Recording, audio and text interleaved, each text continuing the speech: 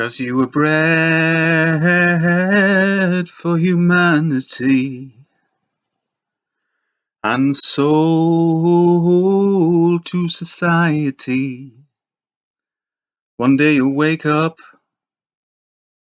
in the present day, a million generations removed from expectations of being who you really want to be. Skating away on the thin ice of the new day. Yeah, I don't know whether Ian Anderson actually knew something about that, but he got it quite right with those few lines, I think. Bred for humanity, sold to society. We know that happens.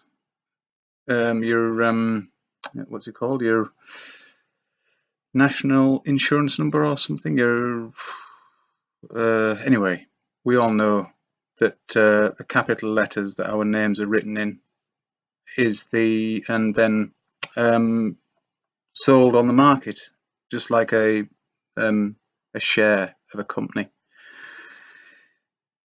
Okay, well, it's another very hot one. The clouds keep coming over, but it's so humid out there. The sweat is pouring out of me. Just if you could see it dripping off me right now, then you realise it was.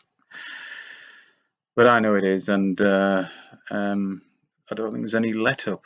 There's no forecast for rain, and it's, well, I wouldn't say it's serious, not yet, but I'm getting a little concerned about,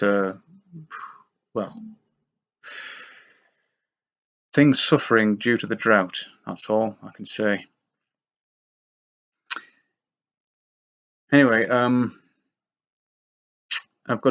had a friend come and visit me today, this morning sometime. I was actually listening to the Archers Omnibus, having a little bit of respite from this strong sun and the digging. Excuse me, that's my kettle. It always happens when I'm doing this, isn't it? That's because I drink an awful lot of tea. And I'm back. By the way, I do realise that even in the Archers, something as kind of unchallenging and just a soap, a radio soap. But I do realise that it's littered with programming and serves the agenda. But when you realise all this goes on, then you can see through it. But I wouldn't advise you subject yourself to it all the time like you may be used to, because just because it's very easy just to slip back into that bullshit. Anyway, this friend who came to see me, he's the I'm not going to name any names. I love him. I've loved him, for years. He's been a really good friend to me. And he's the one that's on the fence. Very interesting, really. And I criticise that a little bit because I like yes and I like no as answers to some. If I ask a question, I like that as an answer. I don't like all this rhetoric and beating around the bush bullshit.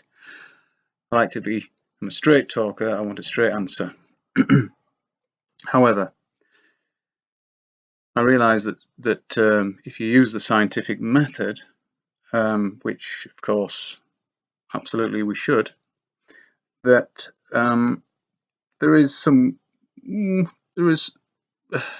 ambiguity maybe in the results at times. Now, that's this friend all over. He is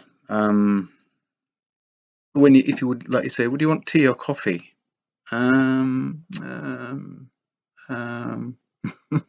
He's like that. Oh, frustrating. But anyway, that's nothing to do with it. There's no scientific method in that question. But he's like, he doesn't believe in the spinning ball, which is a big plus. Now, so he's kind of in the same situation as I am, in a way, because I don't believe in the spinning ball. Of course not. It's nonsense. It's utter bullshit. It's all the things that Walt Disney liked, as in cartoons, fairy tales, and happy endings and all that bullshit. And life isn't like that. There's no happy ending. It's just death. Well, if you think that's happy, some people are pleased to die, probably. And the people left behind, it's not very happy for them when to see the loved ones die. But anyway, that's going off the point a bit here, as I always do, or generally do. So I've come round to his way of thinking, as in being able to accept his point of view. That's what I'm trying to say. It used to annoy me greatly, but now I realise there's not that much difference. If he denies the ball, that's good enough for me. That's what I'm trying to say here. And I'll chalk that one up. Thank you very much. Like he said, he wouldn't have thought of it if I hadn't brought up the subject. And since he's had nearly 3 years to mull it over, he's come to this conclusion, which he did a while ago, I would expect. So great. And like the scientific method, when I said, so you know that water cannot bend, it doesn't adhere to the exterior of a spinning ball. And he said, yeah. Well, what more could you ask for?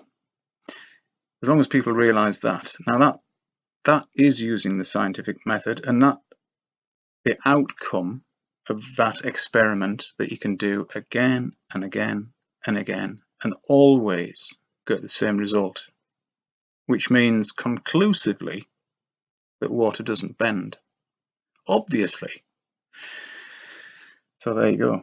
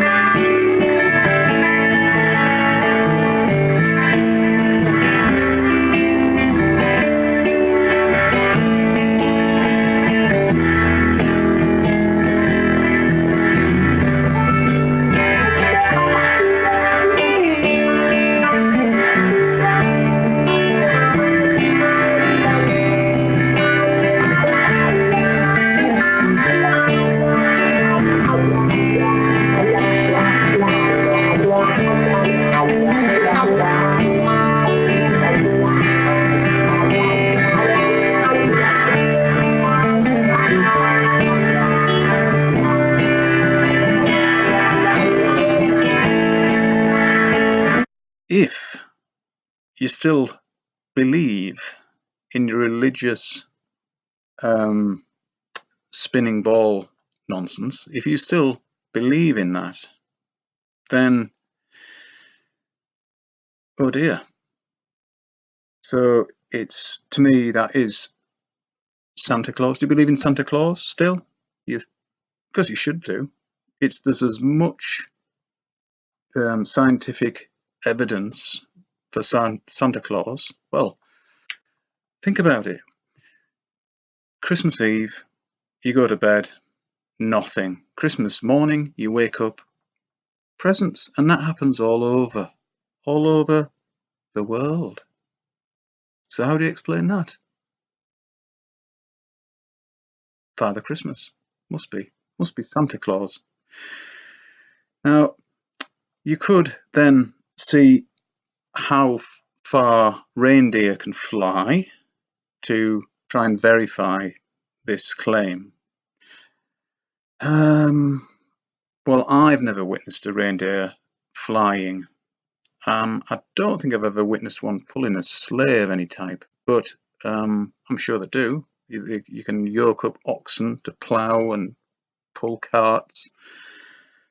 I'm just trying to find other animals, other beasts of burden that aren't horses, because they usually get roped into most things, or they did do.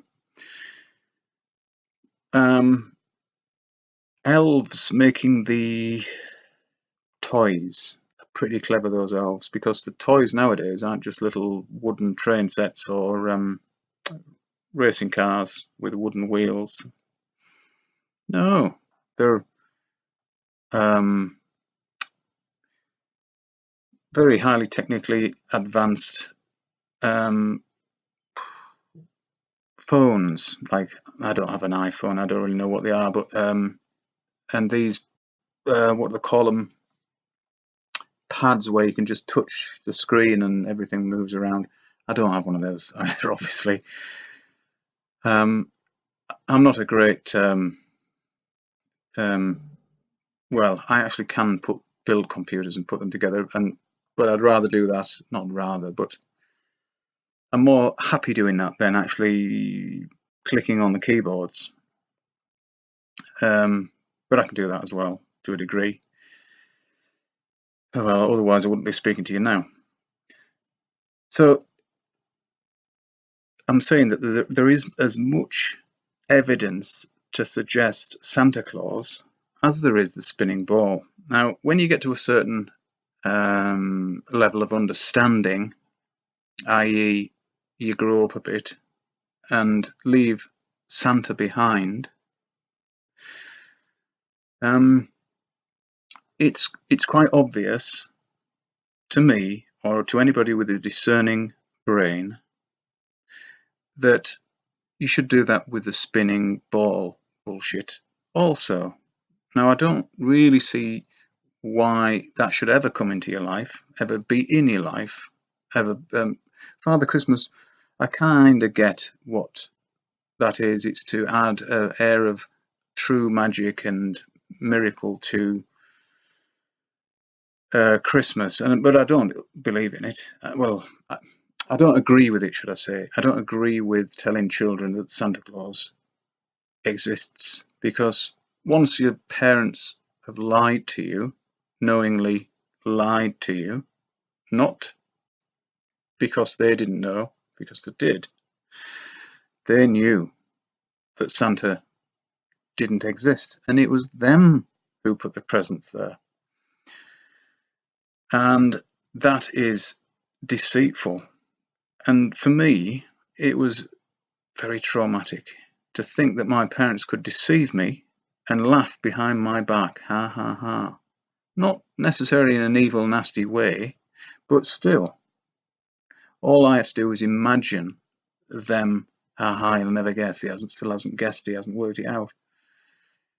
That shocked me, and therefore then, forever after that, I was very wary of what they said, couldn't trust them, and what a shame. And of course, it just sets you up for all the bullshit that's to come in your life, where you have to accept the teachings of others and don't ask questions.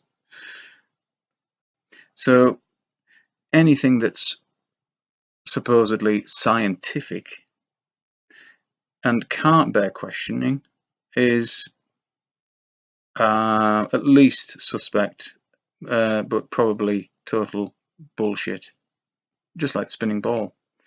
And this is it. Nobody from academia has come out and said, yes, I'll discuss it online, or with, say, Gav from Vortex Puppy, who appears on Beyond the Imaginary Curve. Gav. He is a physics and maths honours student, graduate, and he's written letters to his university where he went, and I wouldn't say challenged, but offered the professors or lecturers or whatever to come online or maybe even just privately and be questioned about their spinning ball belief. And of course they won't accept that challenge. and they're alarm bells, of course.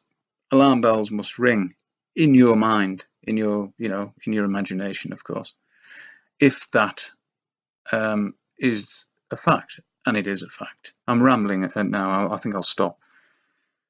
But there you go. It must be the heat getting to me.